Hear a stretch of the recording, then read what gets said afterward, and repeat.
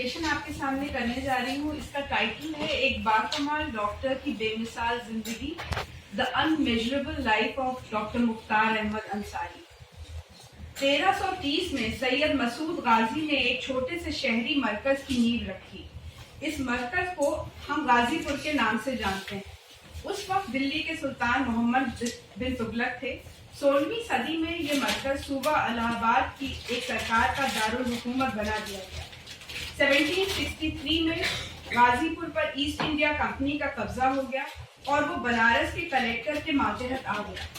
1857 کی بغاوت میں غازی پور کے باشندوں نے بڑھ چڑھ کر حصہ لیا.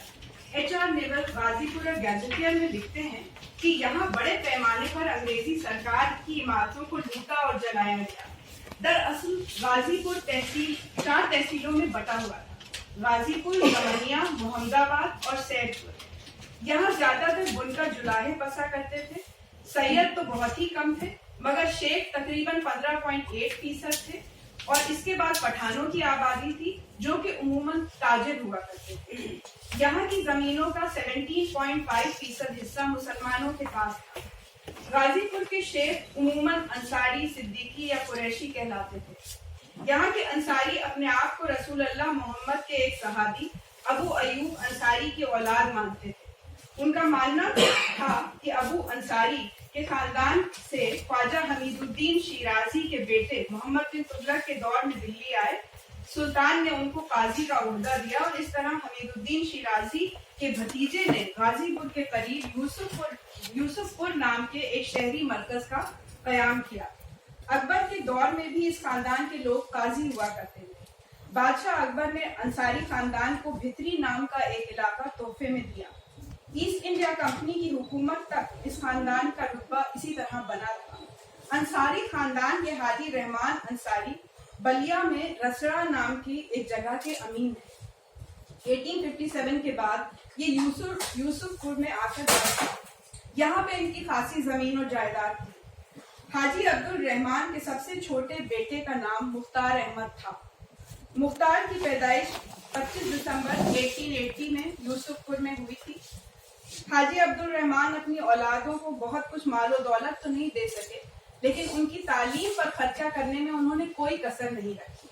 اس زمانے میں جب والدین کا دخل بچوں کی پڑھائی لکھائی میں کم ہی ہوا کرتا تھا، عبد الرحمان نے مختار کو الہ آباد کے مور سینٹرل کالج میں پڑھنے کے لیے بھیجا. یہ فیصلہ کوئی آسان نہیں تھا. مختار اپنے والدین کے چہیتے بیٹے تھے. ان کے دور جانے سے گھر سونا ہو گیا لیکن حاجی صاحب کو علم کی قیمت بخوبی معلوم تھی. یوسف پور کے مقابلے الہ آباد تو بہت ہی زیادہ ترقی یافتہ تھا. یہاں مختار کو دوسرے مذہب کے طلباء کے ساتھ بات چیت کرنے اور اٹھنے بیٹھنے کا بھرپور موقع ملا.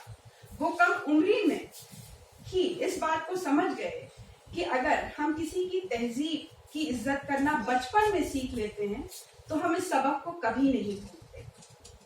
باوجود اس کے ان کی یہ ضد تھی کہ مذہب کے نام پر کبھی بھی کسی طرح کی بدمزگی نہیں ہونی چاہیے. حالانکہ ان کی اس بات کی وجہ سے اکثر ان کے اپنے مذہب کے لوگ ان سے ناراض ہو جایا کرتے تھے. مختار کا یہ ماننا تھا کہ ہمیں ہمیشہ قومی ایکتا کو لے کر چلنا چاہیے. 1896 میں موئر کالج سے انٹرمیڈیٹ کرنے کے بعد مختار نے نظام کالج میں داخلہ لیا. 1900 میں نظام کالج سے گریجویشن کرنے کے بعد 1908 میں انہوں نے لندن سے doctor of medicine and master of surgery کی ڈگری حاصل کری. انہیں لندن کے چیرنگ کراس ہاسپٹل میں فوراً ہی نوکری مل گئی. لندن کے اتنے مشہور ہاسپٹل میں نوکری پانے والے وہ پہلے ہندوستانی ڈاکٹر تھے. وہاں تو تہلکہ ہی مچ گیا. ایک انگریزی اخبار نے ان کے اپوائنٹمنٹ پر افسوس ظاہر کرتے ہوئے لکھا کہ یہ تو بیچارے گورے انگریز ڈاکٹروں کے ساتھ بڑی ناانصافی ہوئی کہ انصاری جیسے ہندوستانی کو لندن میں نوکری دی گئی ہے. لیکن چیرنگ کراس ہاسپٹل کی گورننگ کاؤنسل اپنے فیصلے پر اٹل رہی. اس کا کہنا تھا کہ ڈاکٹری جیسے اہم کام میں نسل پرستی کو کوئی جگہ نہیں دی جا سکتی. مختار ایک بہترین ڈاکٹر ہیں اور انگلینڈ میں ان کے جیسے ڈاکٹروں کی ضرورت ہے. مختار کی یہ کامیابی صرف ایک ذاتی کامیابی نہیں تھی، یہ ان سب لوگوں کی کامیابی تھی جو یہ چاہتے تھے کہ ہندوستانی آیوروید اور طب کے علاوہ مغربی طب کو بھی سمجھیں اور استعمال کریں. लंदन जाने से पहले उनकी शादी शमसुन्निसा बेगम से हो चुकी थी। वो निहायत ही बाशऊर, रहमदिल और सखी थी। अवामी खिदमात में बढ़ चढ़ कर हिस्सा लेती थी। दिल्ली की विमेंस खिलाफत कमेटी की सदर थी और अंजुमन खुद्दाम काबा की मेंबर भी थी। कांग्रेस का 1925 का सेशन एक मोटर हादसे की वजह से छूटा था, वरना शमसुन्निसा बेगम कांग्रेस के सब इजलासों में शिरकत करती थी। इस तरह उन्होंने अपने शौहर के ज़ौक़ शौक को अपना लिया। डॉक्टर मुख्तार 1901 से 1910 तक लंदन में रहे। हालांकि उनकी इस दौर की जिंदगी के बारे में मालूमात कुछ ज्यादा नहीं है, मगर ये जरूर पता है कि उन्हें किस्से कहानियों का बहुत शौक था। शेर व शायरी पसंद थी और महफिलों में गुनगुना भी लिया करते थे। बाज वक्त ड्रामों में किरदार भी अदा करते थे। निहायत ही सखी और नफीस शख्सियत के मालिक थे। मुजीब साहब लिखते हैं कि उनकी आवाज में पुरकशिश मौसीकी थी और उनकी आंखें मखनातीस की तरह लोगों को अपनी तरफ खींच लिया करती थी। टर्किश ऑथर हेले एडिब ने इनसाइड इंडिया लंदन 1936 में लिखा है, डॉक्टर अंसारी मिशन के हेड थे। मुझे वो सबसे ज्यादा नुमाइंदा हिंदुस्तानी मुसलमान लगते हैं। बैरूनी तौर पर वो ज्यादा तब्दील नहीं हुए हैं। वही छोटी मूछें, संजीदा चेहरा, बेइंतहा गहरी आंखें और उन पर काली तनी हुई आईब्रोज। उनकी आंखें बामकसद थी। आंखों की गहराई में अजीब सी जिद दिखाई पड़ती थी, लेकिन बावजूद उस जिद के वो आंखें मेहरबान थी, रहम से भरी हुई। उनके कपड़ों में वैसी ही नफासत थी जैसे लंदन के नफीस लोगों के कपड़ों में होती है। वो बहुत कम बोलते थे और ठीक नुक्ते पर ही बोलते थे। डॉक्टर साहब बहुत जल्द दोस्ती नहीं करते थे, लेकिन अगर कर लेते थे तो उसे निभाने में कोई कसर नहीं रखते थे। जवाहरलाल नेहरू उनके दोस्त थे। नेहरू ने डॉक्टर साहब से अपने के पहले इंप्रेशन को इस तरह बयान किया है, A smart and clever young man with a record of brilliant academic achievement behind him. Mukhtar को नेहरू के इलाहाबाद के आनंद भवन वाले घर में छुट्टियां बिताना अच्छा लगता था। हकीम अजमल खान से भी उनकी बहुत गहरी दोस्ती थी। इन दोनों की दोस्ती की एक खास वजह यह भी थी कि ये हिंदू मुस्लिम इतिहाद के रंगों में हिंदू मुस्लिम इतिहाद इनकी रगों में खून की तरह बहता था, बल्कि खून से भी बढ़कर था। ये इतिहाद उनकी रूह का हिस्सा था। 1910 में हिंदुस्तान वापस आने के बाद उन्होंने दिल्ली में अपनी क्लिनिक खोली। पहले तो वो पुरानी दिल्ली की फतेहपुरी मस्जिद के एक हिस्से में मरीज देखते थे। 1912 में इंग्लिश के मशहूर अफसाना निगार E.M. फॉस्टर डॉक्टर साहब के घर में ठहरे। उस वक्त डॉक्टर अंसारी के घर का नाम बहिश्त हुआ करता था। फॉस्टर का बयान पढ़ने से वो वाकई बहिश्त सा ही लगता है। वो लिखते हैं, मैं घर के बरामदे में बैठ जाता हूँ, कभी कोई गिलहरी या कोई चूजा मेरे पास से दौड़ जाता है। कबूतर और तोते बाग में लगातार गुफ्तगू में मशगूल रहते हैं। अंसारी का घर और बाग दोनों छोटे हैं, लेकिन अंसारी का दिल बहुत बड़ा है। अपने पेशे में वो किसी भी यूरोपियन डॉक्टर से कम नहीं है। 15 दिसंबर 1912 को जब डॉक्टर साहब बॉम्बे से तुर्की मेडिकल मिशन पर रवाना हुए, इस मिशन के लिए मालिया का जमा करना अपने आप में काफी मुश्किल काम था, लेकिन लोग इसमें इस कदर मुब्तला हुए कि ये बात इससे साफ हो जाती है कि अलीगढ़ के तुलबा ने अपना हफ्तावार पुलाव, जर्दा और फिरनी का खाना खाने से इनकार कर दिया और उस तरह से जो 6,500 रुपए बचे वो उन्होंने डॉक्टर साहब के मिशन के लिए दे दिए। डॉक्टर साहब को इस बात की बहुत खुशी थी कि उनके साथ जाने वाले लोगों में ब्रिटिश इंडिया के हर सूबे का नुमाइंदा मौजूद था। मिशन के दौरान कई मुश्किलें आई, जैसे कि डॉक्टर साहब उनके साथियों का सामान उन लोगों के पहुंचने के काफी बाद पहुंचा।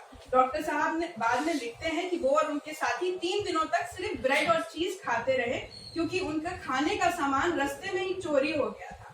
बहरहाल उनको फक्र था कि सारी परेशानियों के बावजूद उनके एक एक साथी में 10-10 लोगों के जितना काम करने की हिम्मत और ताकत थी। 4 जुलाई 1913 को ये मिशन वापस बॉम्बे पहुंचा और 10 जुलाई को डॉक्टर अंसारी दिल्ली वापस आ गए। जब वो टर्की के मेडिकल मिशन से वापस आए तो उन पर इज्जत और इनाम और इकराम की इस तरह बारिश हुई जैसे कि पतझड़ में पत्ते टूटकर जमीन पर गिरते हैं। नॉर्थ इंडिया के मुसलमान उनकी बेइंतहा इज्जत करने लगे और उन्हें उनके एक बेहतरीन डॉक्टर होने में तो कोई शक था ही नहीं।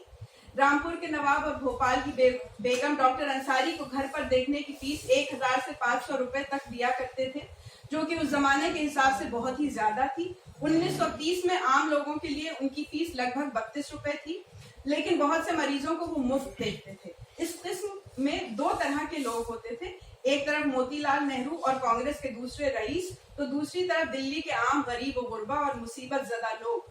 डॉक्टर साहब का ताल्लुक मरीजों के मर्ज से हुआ करता था, उनके मजहब से बिल्कुल नहीं। बहरहाल डॉक्टर साहब की प्रैक्टिस में बहुत बरकत हुई। इस दौर में डॉक्टर H.C. सेन के अलावा डॉक्टर अंसारी दिल्ली के उन चंद हिंदुस्तानियों में से थे जिनकी अपनी मोटर कार थी। उन्होंने लाला सुल्तान सिंह से 50,000 में एक बंगला खरीदा। ये उस जमाने के हिसाब से बहुत ही महंगी प्रॉपर्टी थी। इस घर का नाम दारुस्सलाम रखा गया। 1930 के शुरुआती दौर में उनके इस घर में हिंदुस्तान की अजीम तरीन हस्तियों का आना जाना लगा रहता था। फ्रेडरिक हर्जबर्ग ने हार्वर्ड बिजनेस रिव्यू में लिखा है कि अक्सर दौलतमंद लोग अपनी जिंदगी को अपनी दौलत के मुताबिक फैला लेते हैं और उनको इस फैलावे की इतनी आदत पड़ जाती है कि बाद में वो चाहकर भी इसको समेट नहीं सकते और ना ही अपने माल के बहाव को किसी समाजी या दूसरे किसी काम की तरफ मोड़ सकते हैं। लेकिन अगर शुरू से ही वो इस बात को समझ लें कि कमाई पर और उनकी कमाई पर दूसरे लोगों का भी हक है, तो अपनी ख्वाहिशों के जाल से बच सकते हैं। डॉक्टर अंसारी ने दौलत तो खूब कमाई, मगर इस जाल में कभी नहीं फंसे।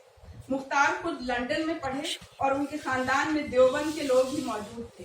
कोई ताज्जुब नहीं कि उन्होंने मुसलमानों में कदामत पसंद आलिमों और मगरबी तालीम याफ्ता हजरात के बीच की दरार को कम करने में की हर मुमकिन कोशिश करी। मुसलमानों की ऑर्थोडॉक्स और एंग्लिसाइज कैटेगरीज को एक साथ लाने में डॉक्टर साहब ने बहुत अहम किरदार निभाया है। रजा असलन अपनी किताब no god but god the origin evolution and future of Islam में लिखते हैं कि 21st सेंचुरी के मुसलमानों को इस्लाम में इंसानियत की अहमियत के बारे में दूसरे मजहब के लोगों को बताना चाहिए, लेकिन उससे भी ज्यादा जरूरी यह है कि खुद मुसलमानों को इस इंसानियत की अहमियत से आगाह करते हैं। डॉक्टर अंसारी इस जिम्मेदारी को बखूबी निभा रहे थे। 24 फरवरी 1919 में वो दिल्ली की सत्याग्रह सभा के सदर बने और 7 मार्च 1919 को जब गांधी जी दिल्ली आए तो महात्मा के सामने सत्याग्रह की कसम उठाने वाले पहले शख्स मुख्तार अहमद अंसारी ही थे। डॉक्टर साहब कहते हैं कि पैगंबर मोहम्मद ने भी यही कहा है कि हर मुसलमान को सच का साथ देना चाहिए, चाहे इसके लिए उसे कुछ भी करना। डॉक्टर साहब की वजह से दिल्ली में सत्याग्रह मूवमेंट की कामयाबी में 4 चांद लग गए। अंग्रेजी सरकार ने इसके बावजूद उन्हें गिरफ्तार नहीं किया, क्योंकि अंग्रेजों को ये डर था कि अगर उन्होंने ऐसा किया तो हिंदू मुस्लिम इत्तेहाद को मजबूती मिलेगी। डॉक्टर मुख्तार को निचले दर्जे की सियासत से कोई लेना देना था ही नहीं। वो बहुत आजाद जहन के शख्स थे। सॉरी ये मैं काट रही हूँ बिकॉज मेरा टाइम खत्म हो गया है। डॉक्टर साहब अपने मुल्क के शहरियों को तरक्की पसंद बनाने के मामले में बहुत पुरजोश थे। जामिया मिलिया इस्लामिया नेशनल मुस्लिम यूनिवर्सिटी का आगाज इसी बड़ी तस्वीर का एक हिस्सा था। प्रोफेसर अजीजुद्दीन हुसैन की एडिटेड किताब calendar of M A Ansari correspondence के जरिए डॉक्टर साहब की बहुत से खुतूत तक पहुंचा जा सकता है, जो हमें जामिया के सिलसिले में उनकी फिक्र से आगाह करते हैं। 23 मार्च 1928 के एक खत में अंसारी साहब लिखते हैं कि जामिया मिलिया इस्लामिया दिल्ली की नेशनल मुस्लिम यूनिवर्सिटी नॉन कोऑपरेशन मूवमेंट की देन है, लेकिन यहाँ के तुलबा पढ़ने लिखने में मशगूल रहते हैं और उन्हें ये सिखाया जाता है कि सिर्फ सियासत ही नहीं बल्कि इल्म को एक ही बैलेंस में लेकर चलना जरूरी है। या फिर 26 अक्टूबर 1928 के खत में वो लिखते हैं कि professor P.A. Wadia chairman of the international fellowship से मुलाकात करनी है, इसलिए ताकि एक इंटरनेशनल फेलोशिप का हिस्सा बहुत सारे लड़के और लड़कियां उठा सकें। ये बात साफ है इन खुतूत से और अजीजुद्दीन साहब की किताब का एक ब्रीफ देखने के बाद ये बात साफ है कि अंसारी साहब इसमें एक चीज और आप ये देखें कि ये जो मीटिंग बुला रहे हैं ये तंजीम दिल्ली में भी अपना दफ्तर खोलना चाहती थी, ये जो फेलोशिप देते हैं। ये मुलाकात संडे 3 नवंबर को 4:30 बजे डॉक्टर साहब के घर पर हुई।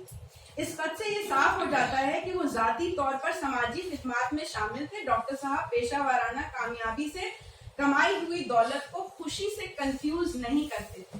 खुशी तो उनको समाजी खिदमत से मिलती थी, पैसे को कामयाबी नापने की यार्डस्टिक बनाने को वो बेवकूफी समझते थे। ना I am cutting everything out. 14 मई 1936 में आसिफ अली ने गांधी जी को लिखा कि एम ए अंसारी की याद को बरकरार रखने के लिए कुछ कदम उठाया जाना चाहिए। उनका ख्याल था कि ये कदम अंसारी मेडिकल कॉलेज या अंसारी ट्रैवलिंग डिस्पेंसरी के नाम से कोई ऐसी एजेंसी हो जो गांव-गांव जाकर मेडिकल सर्विसेज पहुंचाए और इस तरह पूरे देश को मालूम हो जाए कि डॉक्टर अंसारी ने मुल्क की आजादी के लिए किस सेल्फलेसनेस से अपना पैसा और वक्त लुटाया। मगर अफसोस ऐसा नहीं हुआ। हाँ, दिल्ली में एक सड़क है जो अंसारी साहब के नाम को आम लोगों तक पहुंचाने की कोशिश में दिन रात चलती रहती है। Just take one more moment of yours, please. लेकिन अंसारी साहब तो नाजुनिया फूल की तरह थे जो घास में यूं ही उग जाते हैं, कोई उनमें पानी या खाद डाले या ना डाले। मुशीरुल हसन लिखते हैं कि जामिया का अंसारी हेल्थ सेंटर आसिफ अली की बड़ी सी दुआ का एक छोटा सा टुकड़ा मालूम होता है। लेकिन मेरा मानना यह है कि डॉक्टर मुख्तार अहमद अंसारी जिस इनाम के हकदार थे, वो इनाम ना तो कोई सरकार उन्हें दे सकती थी और ना वो किसी सरकार से वो इनाम ले सकती थी। वो इनाम सिर्फ जामिया में काम करने वाले लोग और जामिया में पढ़ने वाले बच्चे ही उन्हें दे सकते हैं, अपना काम पूरी लगन और मेहनत के साथ करके। जापानी शायरी का एक टाइप होता है जो कि हाइकू कहलाता है, जिसका मतलब होता है शुरुआत। हाइकू का शायर सिर्फ पहला शेर लिखता है और पहला शेर लिख के छोड़ देता है। लोग इसमें अपने शेर जोड़ते रहते हैं। जामिया के बानियान ने जो पहला शेर लिखा है उसमें हमें अपने शेर जोड़ते रहना है, हमेशा हमेशा इंशाअल्लाह।